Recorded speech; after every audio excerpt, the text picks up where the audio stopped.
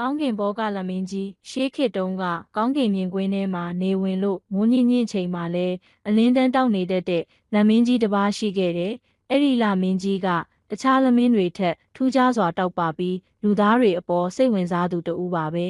။လမင်းကြီးကလူသားတွေကဘာပေါ်မှာဘလို့နေထိုင်ကြလဲဆိုတာကိုအမြဲမြင်နေတတ်တယ်။တနေ့မှာသူကမြေကြီးပေါ်ကငယ်ရွယ်တဲ့မောင်လေးတစ်ယောက်ကမိဘမဲ့ဆင်းရဲနေတာကိုမြင်ခဲ့တယ်။မောင်လေးကညတိုင်းလမင်းကြီးကိုကြည့်ပြီးလမင်းကြီးကျမဘဝမင်းလိုတောက်ပလစေခြင်းပါတယ်လို့ဆုတောင်းနေတယ်